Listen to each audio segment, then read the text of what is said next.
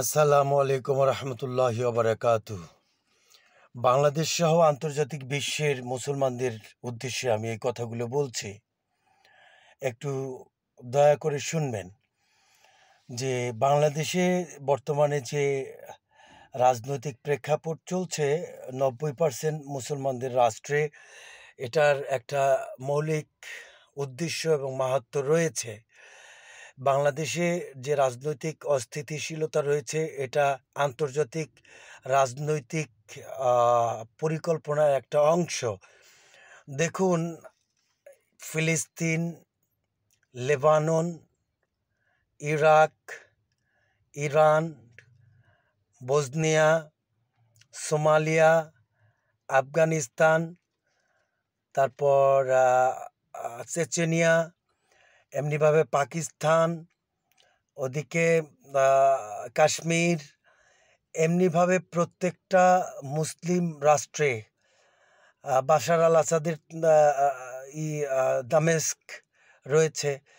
সকল মুসলিম রাষ্ট্রগুলোকে নিজেদের মাঝে অনৈক্য সৃষ্টি করে মুসলিম রাষ্ট্রগুলোকে দুর্বল করে দেওয়া হচ্ছে এক এক করে যুদ্ধ চাপিয়ে দিয়ে টোটালি দুর্বল করে নিশ্চিহ্ন করে দেওয়ার পরিকল্পনা চলছে। মুসলমানদেরকে ভিক্ষা করে খাওয়ানোর জন্য পরিকল্পনা চলছে এবং নিজেদের আর্থসামাজিক তো দূরের কথা, একটা স্বাধীন রাষ্ট্র থাকবে এই ধরনের আশঙ্কা নিয়ে পৃথিবীর মুসলমানরা আজকে চলছে।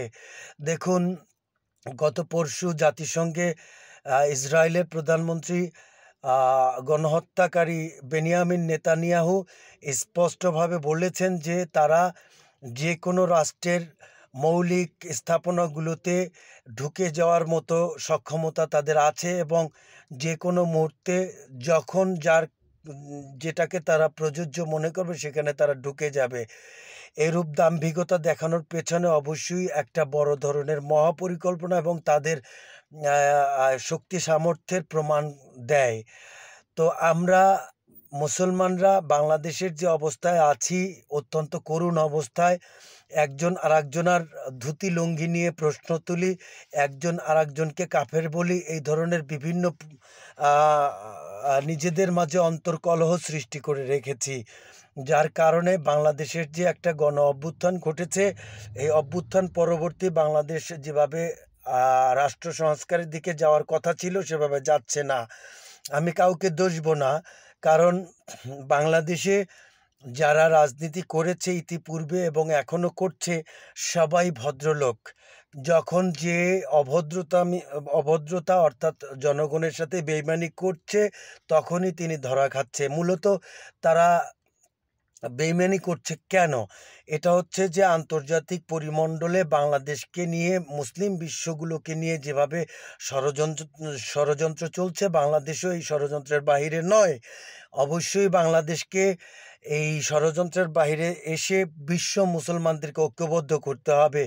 আমি চরমনায় পীর সাহেব সহ হেফাজতের নেতৃবৃন্দ সহ, জামাতের নেতৃবৃন্দ সহ, বিএনপির নেতৃবৃন্দ সহ, জাতীয় পার্টির নেতৃবৃন্দ সহ, গণ অধিকারের নেতৃবৃন্দ সহ, আওয়ামী লীগের নেতৃবৃন্দ সহ যারা এদেশে রাজনীতি করছেন তাদের প্রতি উদাত্ত আহ্বান জানাচ্ছি, জাতির বৃহত্তর স্বার্থে এবং বিশেষ করে মুসলমানদের বৃহত্তর স্বার্থে আপনারা রাষ্ট্র সংস্কারকে দ্রুততর করুন এবং অন্তর্বর্তী সরকারকে আহ্বান জানাচ্ছি যত শীঘ্রই সম্ভব দেশে একটি অবাধ, সুষ্ঠু, নিরপেক্ষ, অংশগ্রহণমূলক গণতান্ত্রিক নির্বাচনের ব্যবস্থা করার জন্য দ্রুততম সময়ের মধ্যে রাষ্ট্র সংস্কারের কাজ সম্পন্ন করুন।